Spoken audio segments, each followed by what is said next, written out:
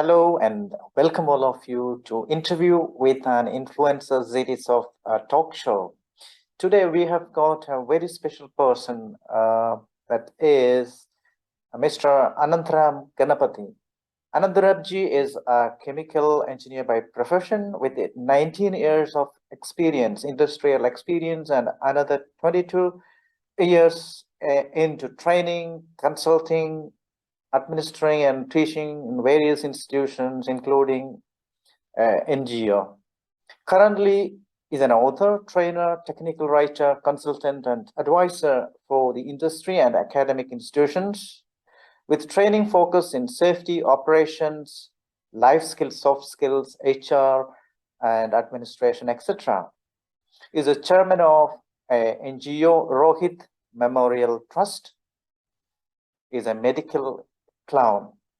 It gives me great pleasure to welcome Anandramji to the show. Thank you so much. It gives me great pleasure to welcome you to the show. Thank you so much. How are you Thank today? you, Vincent. I'm good, Vincent. Thank you for that wonderful introduction. I'm excited to be here. Yeah, thank you, thank you. So our audience are eagerly waiting to hear some of the questions I have prepared. So it will be great. We start off with our program now. The first question I would like to ask you is, what would you do differently if you were starting in your industry now?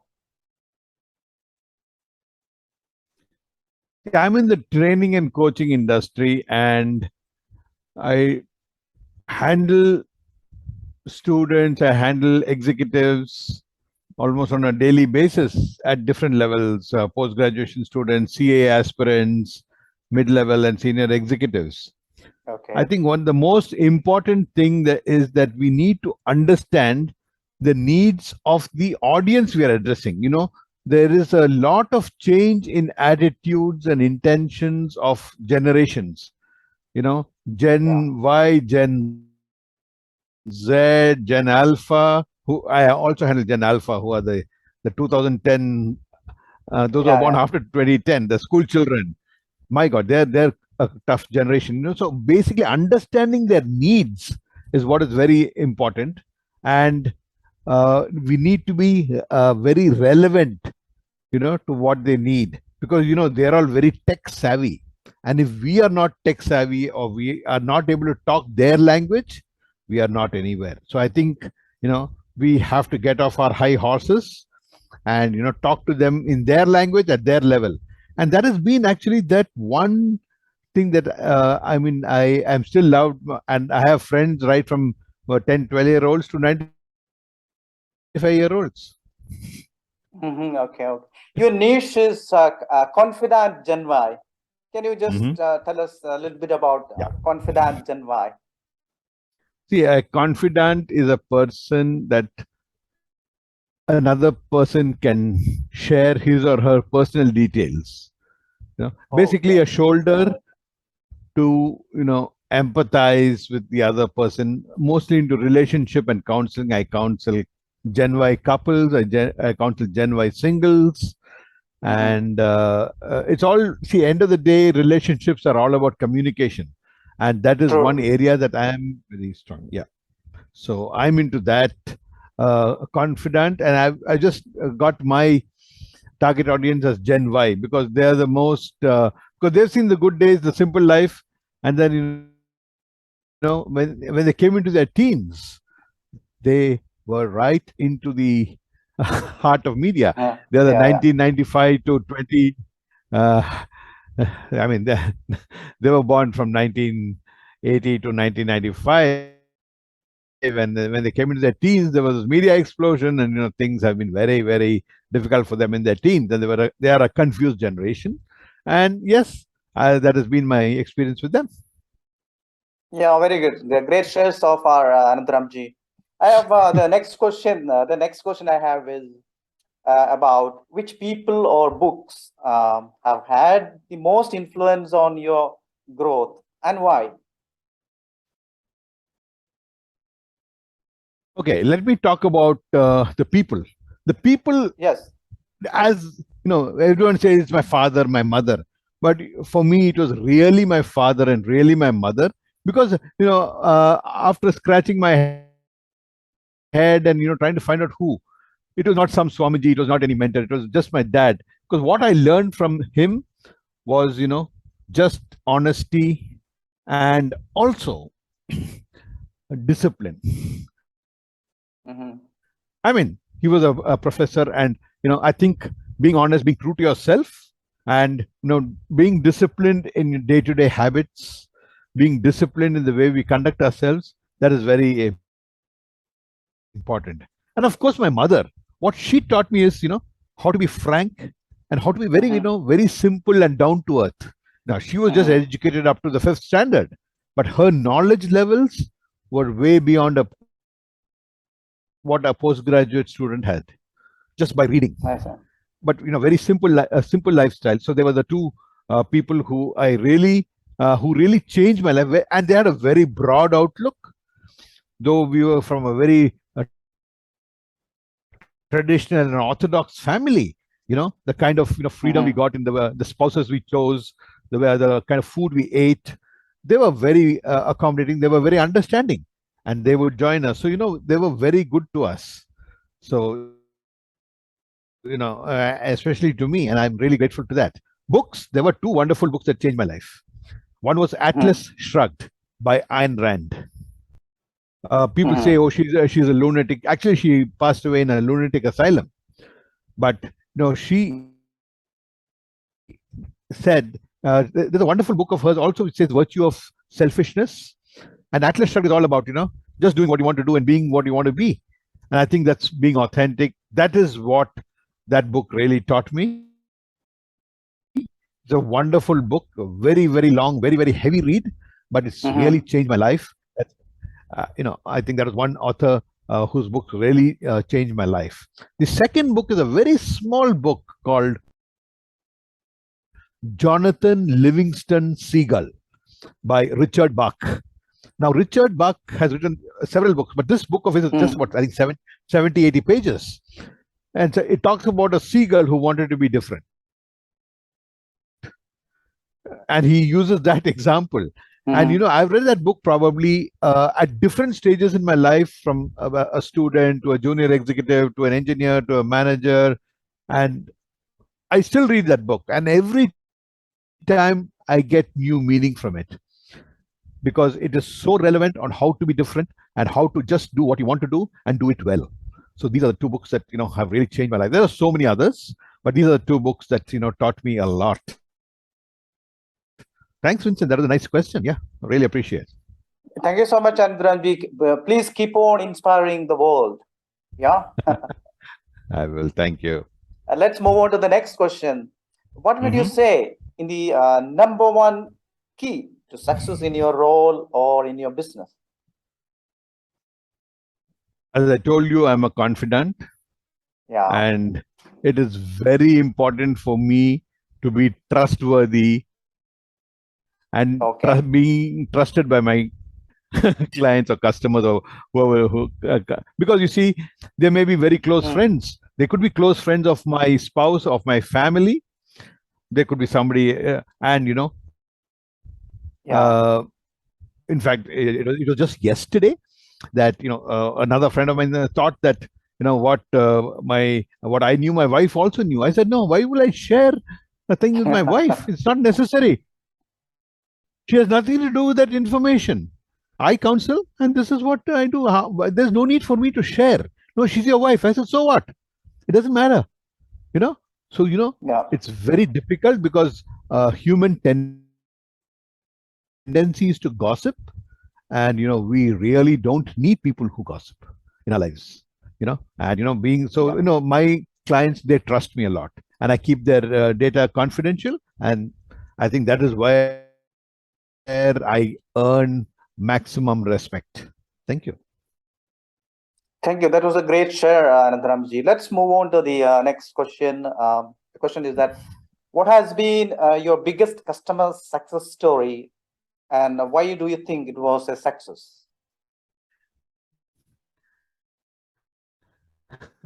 I met this gentleman just a week ago. So, Okay. he was not really a customer. He was just a Mhm. colleague of mine, much junior to me in my when I was into the teaching and training business. Yeah. And he was a fresh MBA student, and he was looking for a job. And Mhm. he came to me for an interview, and I said, "Yeah, okay." I interviewed him, went through the usual thing. I said, "Yeah, you seem to be fairly good. You start your teaching career," and he went on, and he somehow liked me. We liked each other, and life was going on. He started going forward. He was a very good teacher, very well respected by students and his colleagues. Very simple guy, but very good in his class, very disciplined, but very good, very nice with the students. He would join them in all activities. He would do a lot of fun activities, and is a HR professional. Mhm. And he was slowly going along in his career, and then he said, "Do you think I can do better in my career?" I said, "See, in teaching or research, there is a peak. I mean, you're already an associate professor. You will become a professor, and that's it." But he said, "If I want to grow," I said, "You need to be an administrator. You got to take up administrative responsibilities." He said, "No, sir, I don't like admin. I only want to do teaching and research." I said, "Then Mhm. you are going to be stationary in one place. You'll be happy teaching, handling that 12 to 18 hours a week of teaching load. It'll be fine." He said, "Sir, I can't do admin. Now my institute wants me to do a bit of admin work." So I had involved him when he was a colleague of mine in a bit of admin work as a training Mhm. coordinator and as a internship coordinator. So then I told him, "See, try." So he went on to a big business school in India and went on to become their deputy director Mhm. of a very big business school in India. He was happy, doing well, and then he went on to become uh, and he says, "Sir, I don't like admin work, but I'm growing in my career." I said, "You can't have everything in life." Do you know what he is today? You know what What he is? is today? He's the vice chancellor. He's the vice chancellor of a international university working in Nigeria.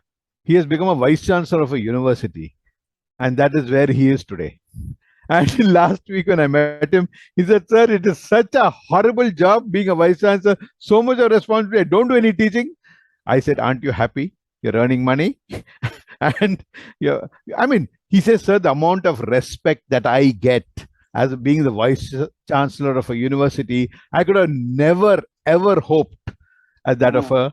a if I was a professor." So he says, "Sir, thank you for that."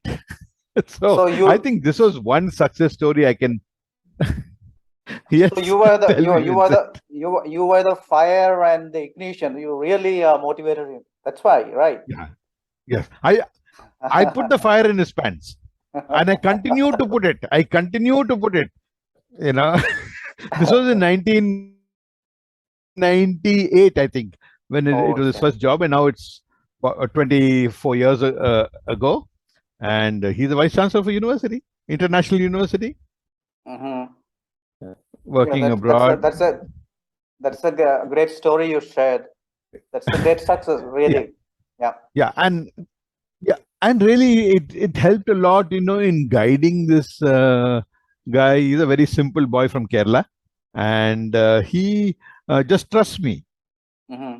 He says, "Sir, what do I do?" So almost in a week, 3, 4 times he will call me. We discuss, and if he has any problems, so he's more like a friend. He's not a customer per se, but I have really changed his life, and he continues to respect me for that. So I'm happy that he's doing well. Yeah, very good, very good. Thank you, Vincent. I hope that was Yes, and uh, yeah, yeah, yeah. Great, great. That's great. So, Anantramji, from your profile, I found that you're the chairman of NGO Rocky Memorial Trust. Rohit. Can you Yes. Rohit Memorial Trust? So, what's that? Just give us a little light on that.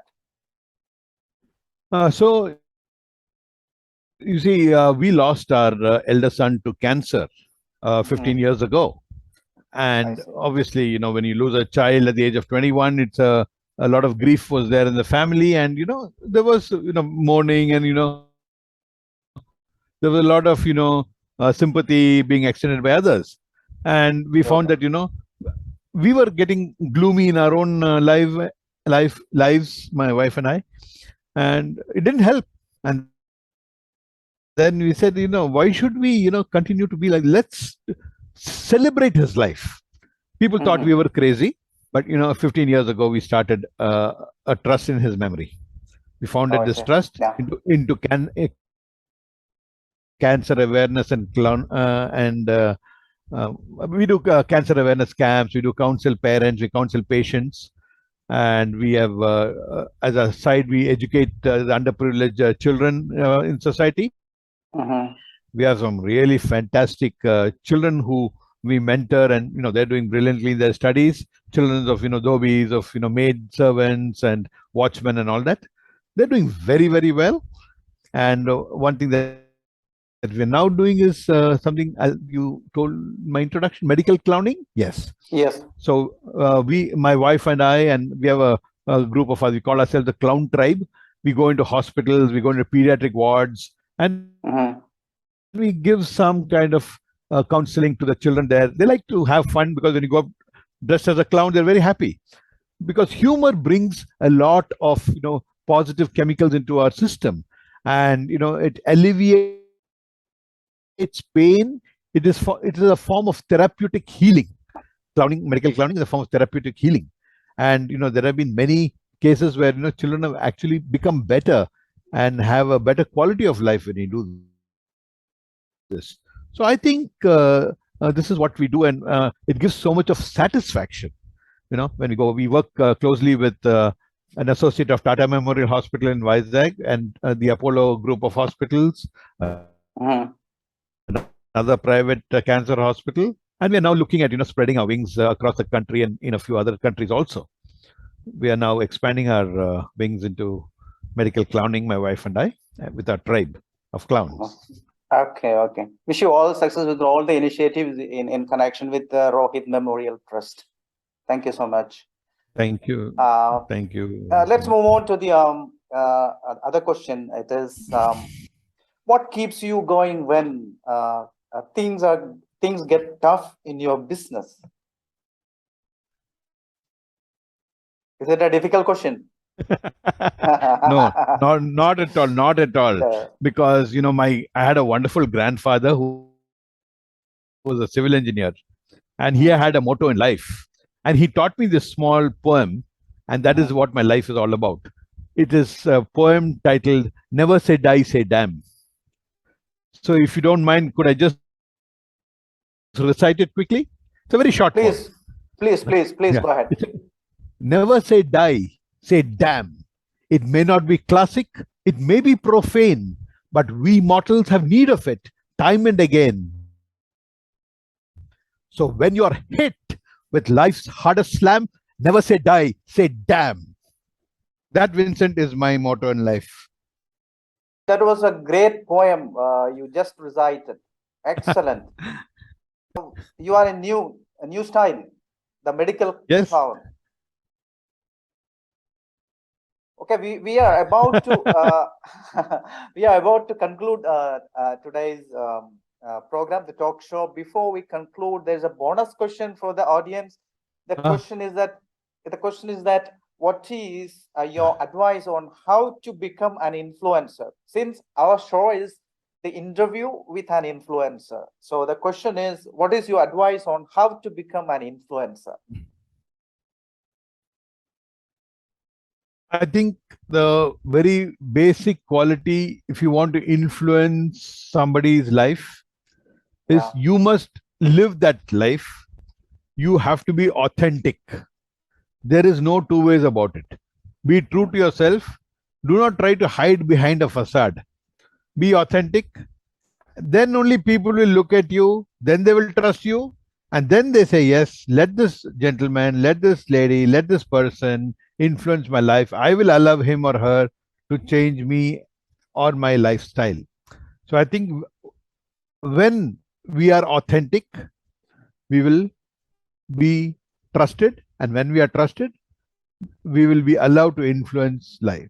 We cannot influence people's lives by power, qualification, or position. Yes, that's It true. is it is by living our life. It is by being authentic, and I think that is what is very important in this, Vincent. I hope that is.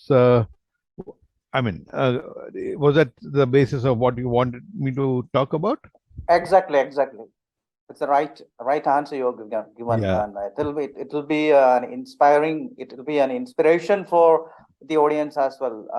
Anantramji, thank you so much. Thank you so much, Vincent. And I also would like to conclude with one small thing.